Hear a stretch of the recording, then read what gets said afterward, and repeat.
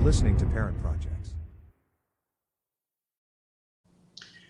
From story to benefits, when you've got to deal with a family member that you're pretty sure they're a veteran, but you're not sure where that starts. And in front of you lays the whole healthcare system. We've got answers for that today.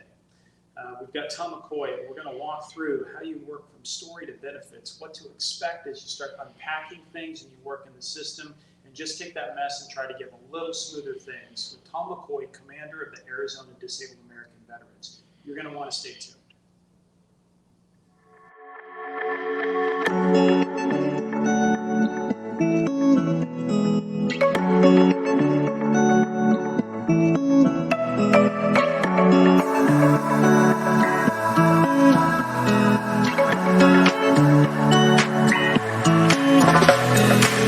You're listening to Parent Projects, a family media and technology group production. Now here's your host, Tony Siebers. Hey, welcome in this week, crew, and we're broadcasting live as always, and then we'll repost afterwards. I'm Tony Siebers, and I am the host here at the Parent Projects podcast. I have with me Tom McCoy, who is the commander of the Arizona Disabled American Veterans. Sits up here. Tom, thanks for joining us. Thank you for having me. Yeah, this is an organization I belong to. I've been involved with DAV since I came back from Iraq in 2007. This is when I became aware of you. I always make a point to go out and say, just up front, thank you for your service and what you do. And I know it's hard for us as veterans sometimes to know where to respond to that, but really, you step in every day in so many different hats, and we appreciate it. Thank you. Yeah. And so we've got a couple of real important things that we want to unpack related to when a family member might believe, how they might recognize that VA healthcare is, first of all, needed, or that they have a veteran, what type of issues that sit out there, where to go. To them, they look at it. You've got the healthcare system, your benefit system, you've got how does that interact with maybe state systems and Medicaid systems or all techs here in the state, or there's so many different layers of it. Today we're hoping to peel the onion back a little bit. Up front right away, we've had a great conversation earlier today, and I'd really like to talk about what are some of the first things that a family member may see with veteran that as they're getting older and that they may have to step into, where a family member might have to recognize it and begin approaching some of those issues. What do you guys see at DAV? So we run into a lot of situations where the adult veteran and the family has gotten older and is less able to care for himself.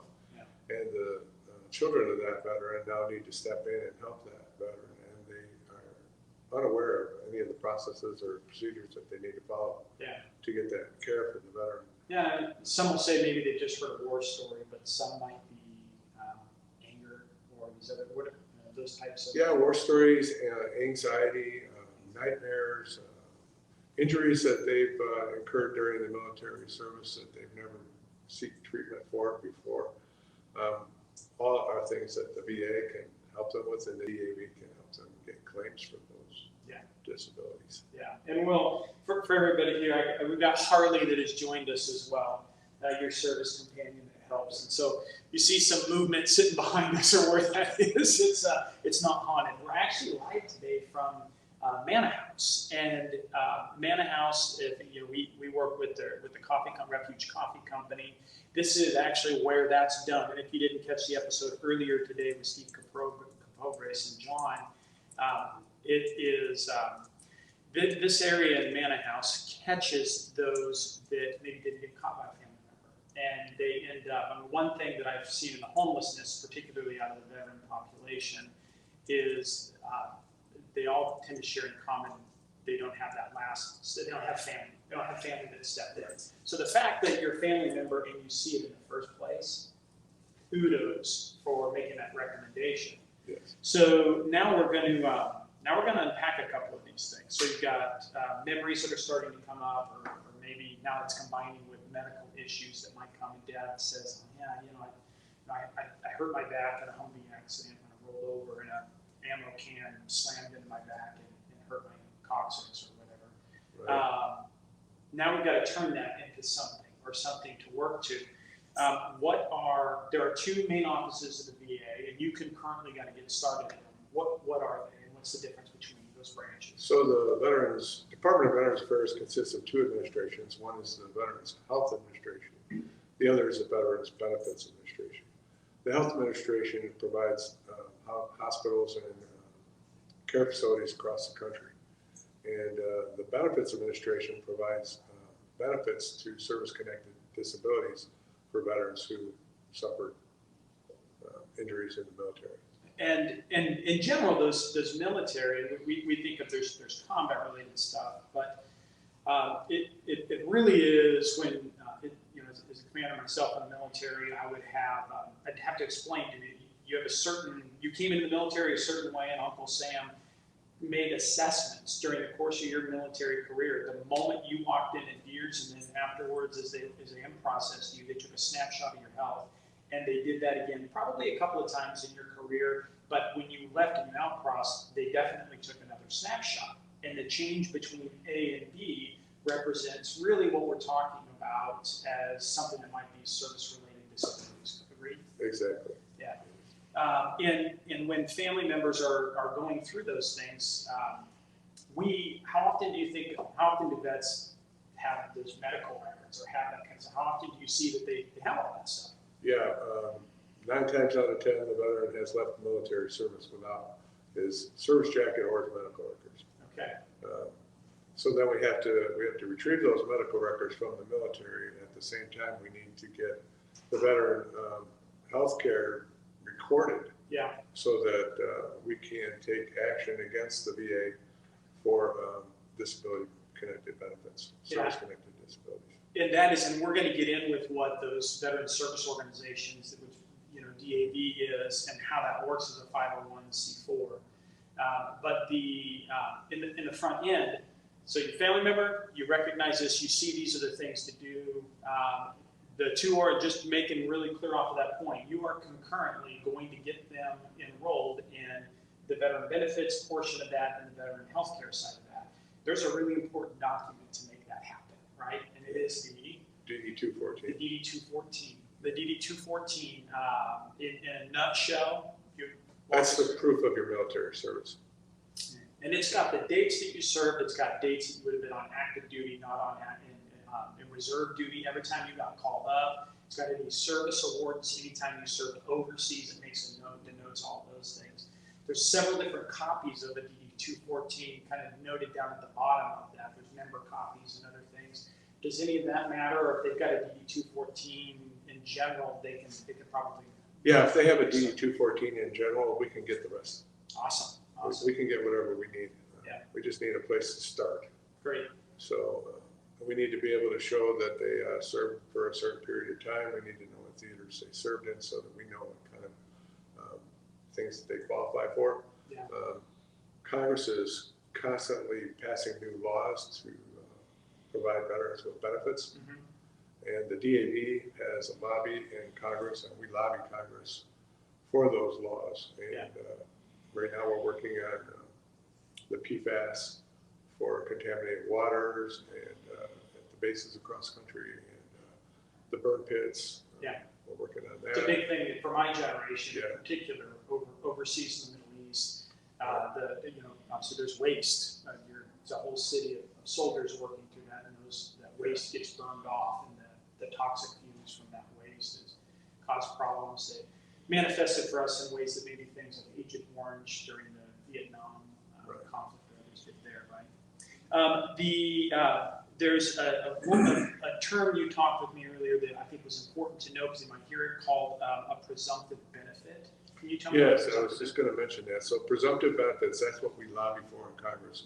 We want to make these conditions presumptive, which means that we presume because you were in a certain area serving at a certain time, the government presumes that you have that condition. Yeah. So if you show symptoms of, say for Vietnam, Parkinson's or cancer or ischemic heart disease, there's a list of 23, I believe, right now for Vietnam veterans.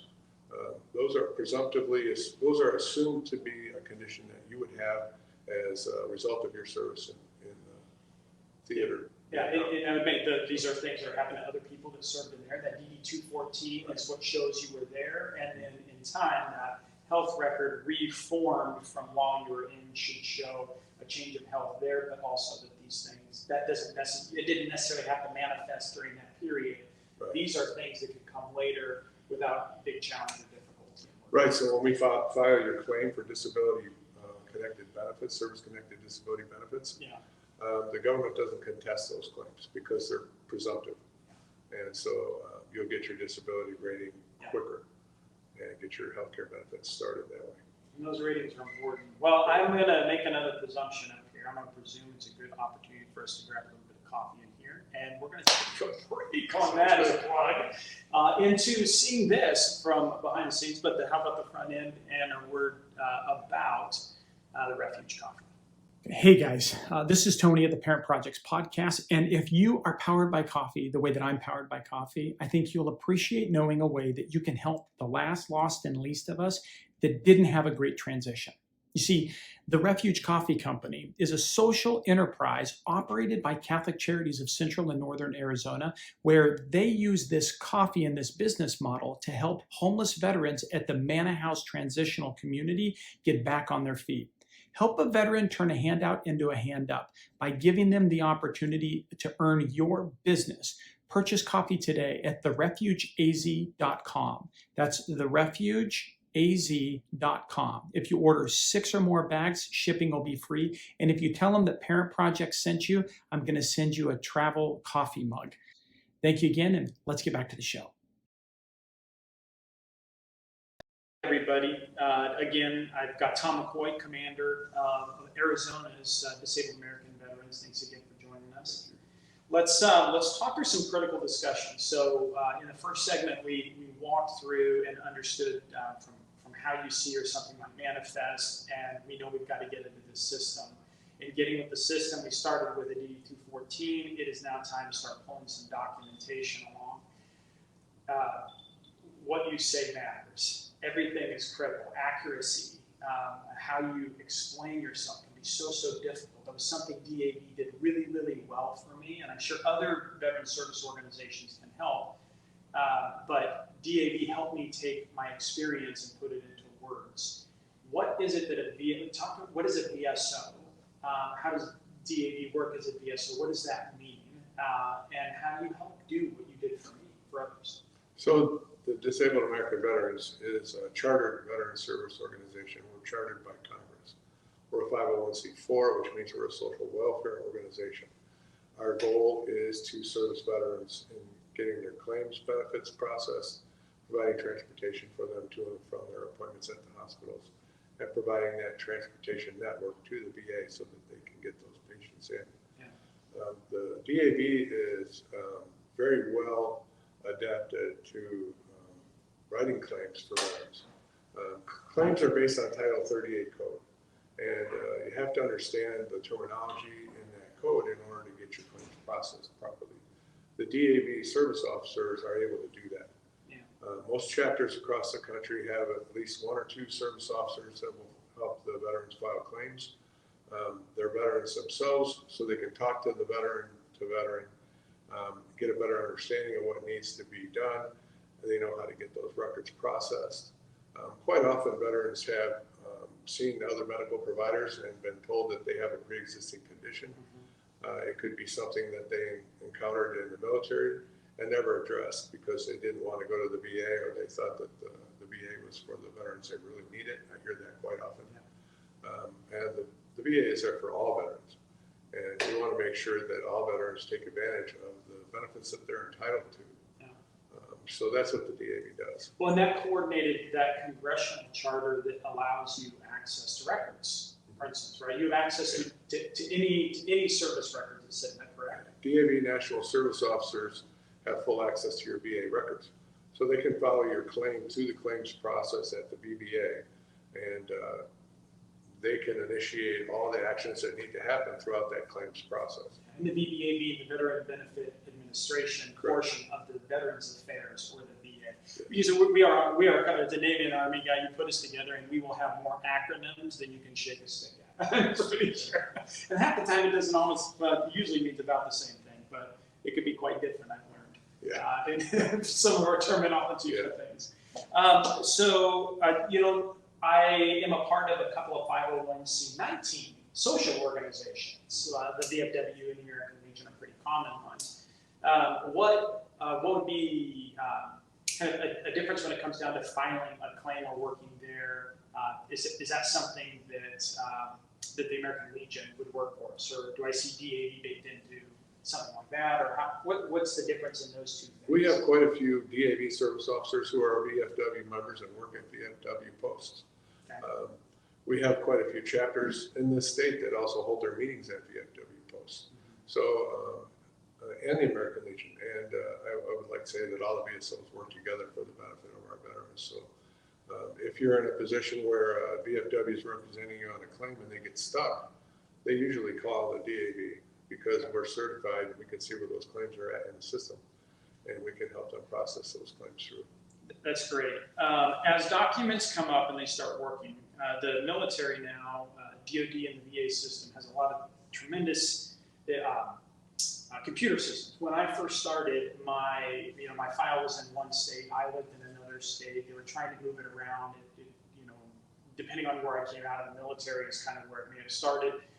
Nothing was connected. They weren't necessarily connected. I had to wait for snail mail for somebody to find this record and go. Today, that's changed quite a bit, right?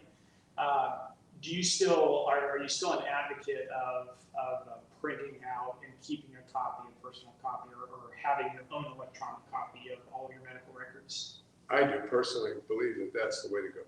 I think when you leave a medical provider's office, if the VA sent you there and it's not the VA, you want to make sure you get a copy of those records. Yeah. Carry those records back to the VA so they have those episodes of care on file in your electronic health record at the VA. That's all very important to your claims process. And Yeah, another important term off of those episodes of care. So those are sometimes the VA, once you get into that system, they're going to send you to see a series of people, to be a series of tests. That's when you're going to really use and lean on those words and the understanding of how to explain your experience and succinctly to a doctor or to a practitioner of some kind that's talking to you. But you have some stuff that may exist from an outside doctor you might not have thought of, your eye doctor that sits over here, your primary care physician over here. And those episodes of care, those times there, those records are still valid and have a role to play in the process, right? most definitely. Okay. Yeah, any kind of healthcare situation, any records that you have that could possibly pertain to your service-connected disability, you want to make sure you get those records and submit them to your claim. Yeah, I can think, top of the things you're hearing, especially in my generation with earplugs that they had difficult time, functioning properly and that. The last thing I'll kind of hang off of this is there are a lot of organizations that will charge you to walk through the process of getting a DD-214 or working through those things. What does DAV look like? How are you funded? How do you get paid? And should the veteran or the family be prepared to pay something to set up a claim? So the DAV operates, we are free, all our services are free to the veteran. We'll assist any veteran, they don't need to be a member of our organization. Our funding comes through donations and bequests. And our national organization pays our national service offices across the country to service veteran claims. The CSOs, which are the chapter level service officers, volunteer. And everybody within the state organization volunteers. So it's a volunteer organization. All our services are free to the veteran, and you don't have to be a member of our organization to receive those benefits. That's great. And I think the top thing I had to really stress off of this is a veteran is starting, or presumptive or potential veteran is starting, and you're seeing that a conversation needs to happen. What are the best ways to make the veteran to veteran conversation happen with DAV? How do they get a hold of somebody here in Arizona? So the best way to get in touch with a DAV chapter service officer, which would be the first level of communication, would be to go to dav.org. Okay. That's our national site, and you can find the state or location that you're in, and it'll give you a listing of all the chapters in your area. And you can just call a local chapter and talk to a service officer. make an appointment, go over there and talk to them about your military experiences and what you're experiencing now, and see if you can file a claim. Yeah, and that veteran-to-veteran conversation is probably one of the most critical ones, but will you guys talk to a family member if they're Sure. just trying to get their bearings? Yeah, I get calls from family members all the time. Yeah. Wives that don't know what to do because their husband doesn't use the VA and they don't know what kind of services are available to them. Yeah. I'm happy to help anyone that calls. We also provide assistance to veterans who are in a crisis situation. They can't pay their rent, or their electricity's been shut off, or they need a ride home from Oklahoma. You know, we'll do whatever we can to take care of those veterans. I love it. I love it. Well, and talking about leaning in during the time of your parent project, this and what DAV can do when a veteran's flag is something we look forward to building into with our senior moves capacity with that new application tool. And we just want to take a second here to unveil and remind everybody of what's coming down the pipe here. So we'll take a quick little break and let everybody catch up and see what's coming.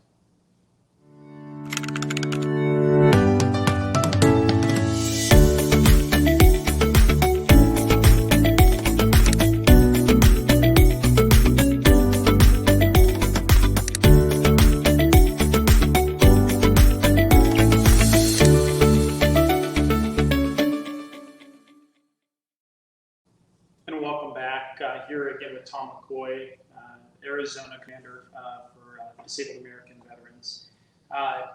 Tom, as you're going through this process, there's a stigma that we kind of work through and getting out there. You mentioned the two biggest ones that I've experienced in life and then felt and heard from others.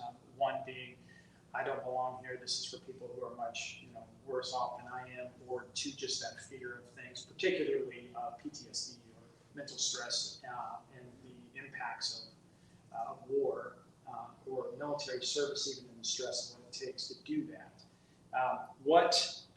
Talking about the stigma of PTSD, how is that? How are you guys seeing that at DAV? How do you tackle that when it's coming in the door, when you sense that somebody's afraid of one of those two objections? I think the biggest stigma is what the veteran views of himself. He has to get past the thought that he's flawed, or that he's weak, or that he doesn't, I don't know how to say it, doesn't stand up, or he doesn't qualify. PTSD is a very difficult thing to treat. There's other mental health conditions that come with that. The anxiety and the stress and the anger and the loss of sleep and the nightmares and all those kinds of things. A lot of families don't know how to deal with that. Yeah. They don't know what's going on when that guy comes back from overseas and he's different, and he doesn't want to talk about it. So the best way for us to deal with that is to get in touch with a veteran, with another veteran, because they've been there, they know what that guy is going through, and they can discuss the situation and get him help. Yeah, we've had these discussions. The military, one of my first commands is a basic training company. And so compartmentalization is used from day one as they come in order to get them focused. And you really need it for anything from will to survive to how to reconsolidate and replan after things go haywire and resetting up. They're important concepts for a warrior. That said, we don't do decompartmentalization at all. Or it's not something that handles on that front side, and they can have. This is something that kind of unpack here. Do you see blindside kind of a question, but the answer may be no or you don't know. But women veterans, do they have a different experience on the PTSD than men do, or in any of these kind of pushbacks? Is there anything there to be aware of if your veteran is your mother or your grandmother? Yeah, we have a lot of women veterans in our organization, and a lot of women veterans have suffered mental health issues in different ways than men have. Yeah. Unfortunately, there's a lot of MST, military sexual trauma, and so that's very difficult to deal with, especially for a man to deal with that with a woman. So the VA has a women's health clinic. They're very well suited for dealing with women's crisis and women's mental health issues, as well as their body, their whole health. That's great. And if that veteran comes up and you guys are sensing that, or the family gives that call and you sense that, you can make the connection to get them into that as they get going. That's great. And we see that especially here at Manor House. That's a part of this is a men's community, and we definitely saw the need for the women, especially homeless veteran women, that continue to fall back into that cycle, and they see that sexual trauma back out on the street, the difficulties there, and it just needs to be handled differently. Yeah, and it just exasperates the individual's mental health issues, because once they start to experience multiple traumas, it's hard to be treated. Yeah. And so you talk about compartmentalizing. It depends on what's in those compartments. They have to break that down and open that up so that they can begin to treat that. Yeah. And it's very difficult. Well, and something to really empathetically attack. Your family member who's moving through that, a reason why you really want to have a professional organization that's helping you step outside and that outside perspective, especially a shared combat perspective or shared military perspective experience. Sometimes that's the icebreaker that will let them down the road open something else up. Yeah, it's a lot easier, like I said, for a veteran to talk to another veteran than it is for him to explain that to his wife. Yeah. Who's very emotional about what's happening and doesn't understand why he's going through these things. And when they get older and the children have to step in and take care of them, that's when they really need help from professionals and other veteran organizations. So we're here for them. So as you start unpacking, you get into that. Probably the other challenge that we really see here in the VA, obviously the Phoenix VA a couple of years ago really made a lot of headlines and difficulties of serving for stuff, and they made some monumental responses to that. But we have some real challenges. There are a lot of, I'm not even sure how many veterans we have in our state across the board, or what the VA system's trying to encounter, because ultimately that's what we're trying to get. I know that the Phoenix VA has 100,000 patients, and the Tucson VA is almost double that. Man, a lot. And so, so if you think through that, in healthcare, the pressures post-COVID, of healthcare in general, short staffing, where those things sit. I'll tell you, the VA is my primary healthcare system, and my primary care provider, I have a naturopathic doctor that I private pay and work with, and then I've got a VA doc who she's top. She's phenomenal. A phenomenal doctor that walks me into those things, but she's an amazing caseload. Yeah. So again, that documentation, being able to speak clearly, these are things that also become just difficult as people age in general. We see this outside of the VA. When a doctor's office is coming in and they've got 4.5 minutes to hit patient to patient to patient, and your family members, they get older, they remember that time where they talked about their kids and they talked about some other stuff prior to coming into that. That's a hard transition, and that can be something of a problem that you may run into as you're working through. What are any ideas if they're struggling, or they're getting frustrated, or they're getting down about how hard that is? What should they keep in mind if they run into a problem while working through the VA system, and you guys are helping them through? So the Veterans Health Administration, we can provide transportation for those veterans to get to their appointments. The VA also offers telehealth options where they can do video conferencing from home. A lot of cases, veterans are unable to handle those kind of technologies, and a family member is there to help them. Another option is making all your appointments. You want to make sure that you get to your appointments, and you get to them on time. Every time you miss an appointment, you no-show an appointment, that leaves a slot open that somebody could have used, and they have to reschedule you for another appointment. So now you've actually taken up 3 slots. It's very difficult for an organization to handle the number of patients that they have, and keep the flow going while patients are missing appointments. That is a good. We're always looking for those little ones. And that might be a great one to close on. Is you're looking for that practical thing to help as they get in through that system. There are processes to solve almost every problem that comes in. There are. They might take time, and you need to find someone. There also seems to be somebody to help you that will volunteer and help you find and work your way through that process out there. But making sure that they are, there's about, make sure that they're hitting those appointments. Yes. If they've got one there, it's a great place to start. You communicate, well, you just said, it's not just one slot. You can type it to 3 slots just by missing an appointment, and that denies the 2 other veterans the opportunity to get in when they needed to get in. That is something that I think could resonate, where a family member could say to their mom or dad, hey, it's that important. We know we don't want to perpetuate the problem. Can I help you get back and forth? Or it might be a place that they can start chipping in, and then don't expect for it all to unfold magically as you work through that. Give it that time to process. But if they're in a bind, if they're not sure what to do, give us a call at the DAV, and we'll be able to give you at least the correct answers. I love it. Help you get to where you need to be. I love it. Commander McCoy, I really appreciate you a lot. Thank you very much for being on the show today and helping our family members work through the Parent Project. Thanks for having me. God bless you, brother. Take care. All right.